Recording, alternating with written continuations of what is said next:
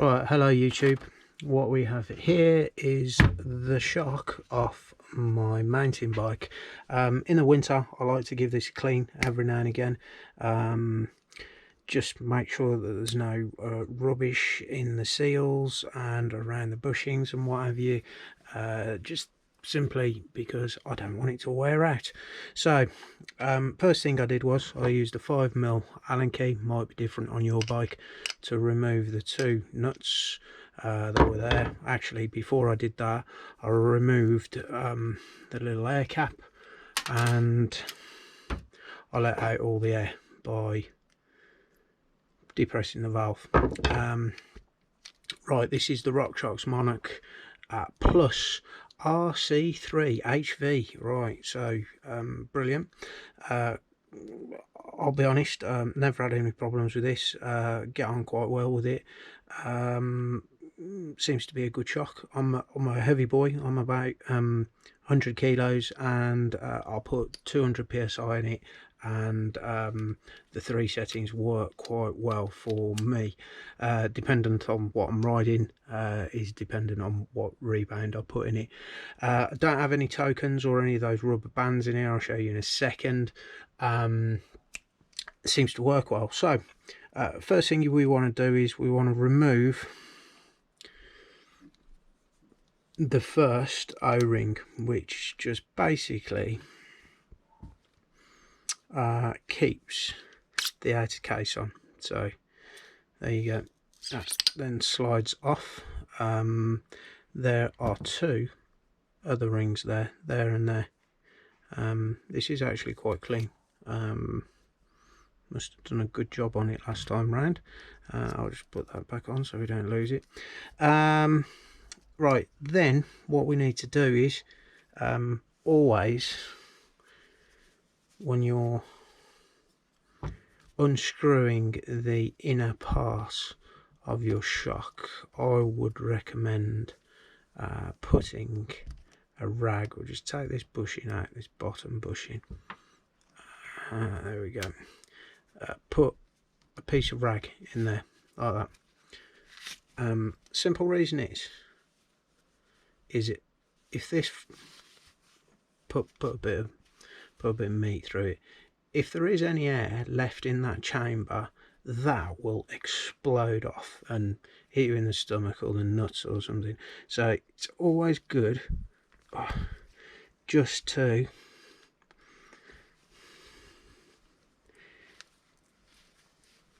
it's quite slippy that actually. It's always good just to ensure that you've got something stuck in the end there that's going to stop that shooting from flying straight out. So you need quite a good grip. This is loosening. You might need a tool for this. I don't know whether you've ever seen those sort of rubber whip tools that you can, pipe grips and what have you, that you can get. I wouldn't suggest, this is all like a very shiny black anodized lovely finish. I wouldn't suggest that you use any metal tools on there. This is actually now starting to come loose.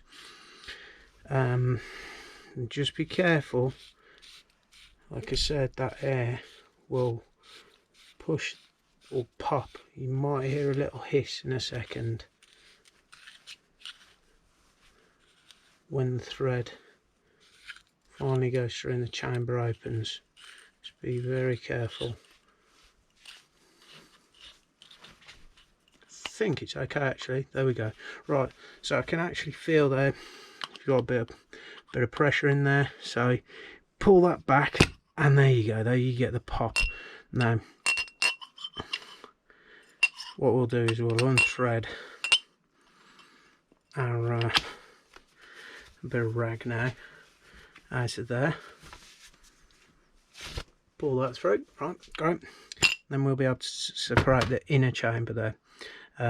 Right, so that's the bare bones basically of the shock. It's pretty clean actually. There's no dirt in there whatsoever in this occasion. That's an inner stop there, just in case you bottom out. Stops the inside metal part there from actually hitting this red anodized bit. All of this is very clean. What you've got is that outer seal to stop the mud and the muck going in and the moisture, and then you've got a series of other seals. Just inspect those, have a look at them, make sure they're in good nick. Like I said, I've had this bike now for a number of years and it all seems in pretty good nick. What I tend to do is get a rag in there, clean all the dirt out, and just check your seals, make sure they're okay. Everything's pretty pristine there. Yeah, so just going to get a rag and clean on the inside of there just in case any moisture or anything has got in there. Clean it all through. Right, so that's the inner. There's another seal here, and that's in good nick too.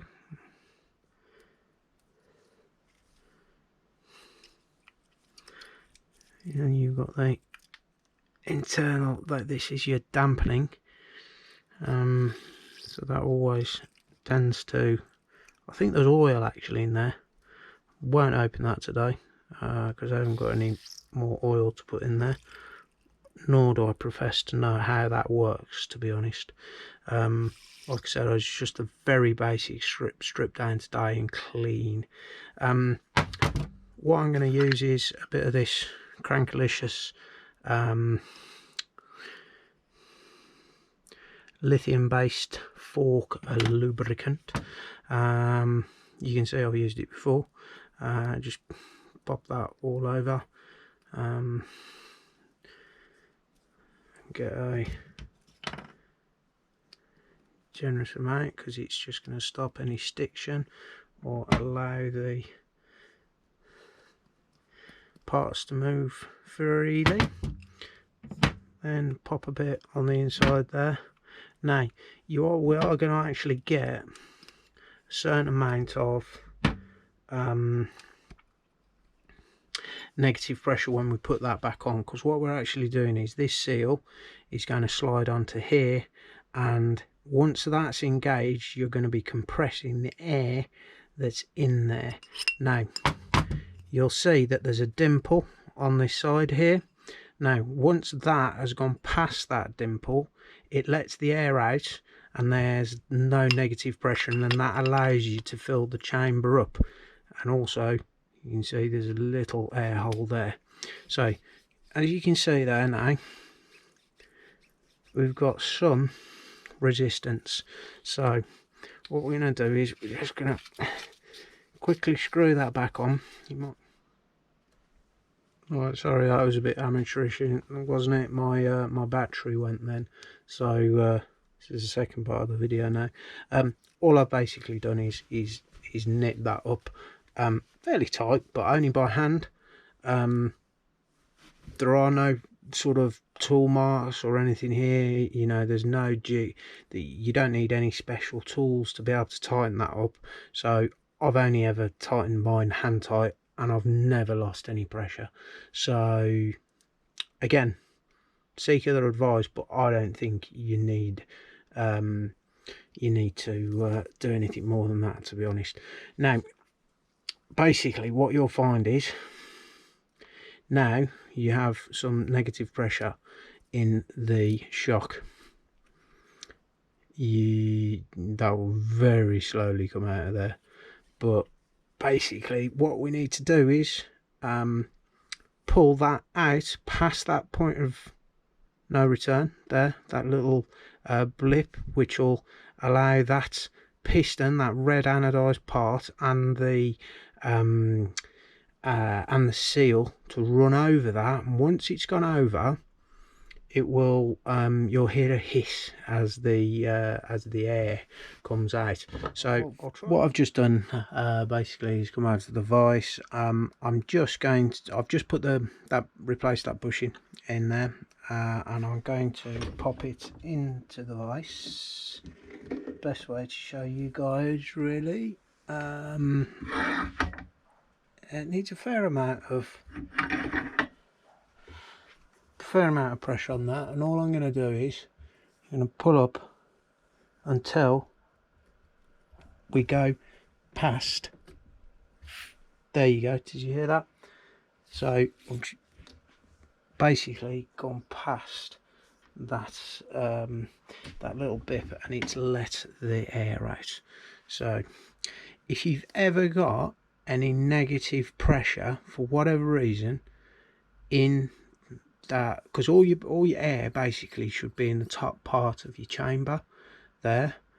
If you ever get any air in this bottom part, I can't think why that would happen, but if you ever get any negative air in the bottom there, that's what you have to do. You have to put it in the vise and you have to pull it out, or you have to physically extend that. And I'm presuming this is the same for all shocks. There'll be a little mark on there to be able to let that pressure out. So I'm going to put a bit more now, this around here, before I put the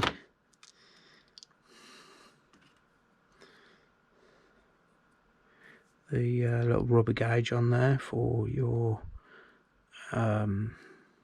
preload and what have you, and then simply slide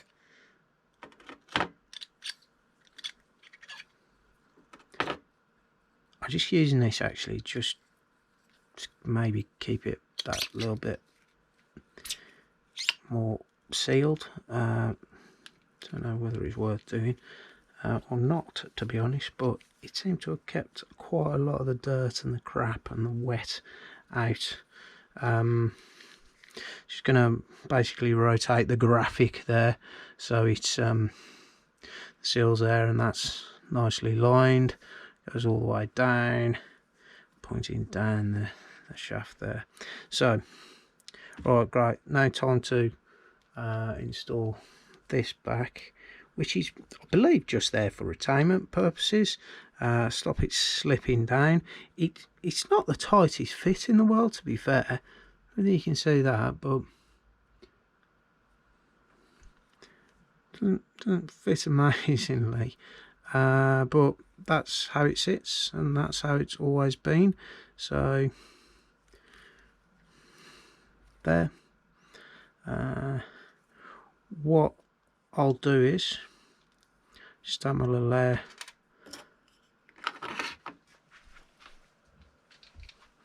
I haven't got anything special really with regard to a shock pump. This is a wiggle special, I think. 15 quid. Right, so here we are at 200 psi. A little bit more actually, because I always like to put a little bit more in, because I find when you back this out, you always tend to get a little bit of loss. It's quite a lot there actually, but for the purpose of this video that's fine. So nice and clean. Sometimes pop these out, just clean the bushings, lube them up, make sure everything's working freely. But that basically is how I just maintain the my shock on a sort of right then. So I've just put bolt A and B back on. I'll just give it a couple of cycles here so you can see it all in working order, working quite well. And that's it. I don't do these up to any torque. I'm sure there is a torque setting for them. You'll have to look at your individual bike and manufacturer's details for those. But I just nip those up fairly tight, just so I can get them off again. And I greased the threads, being winter and all of that. Thumbs up if you like that. Like I said, pretty simple, basic, quick video.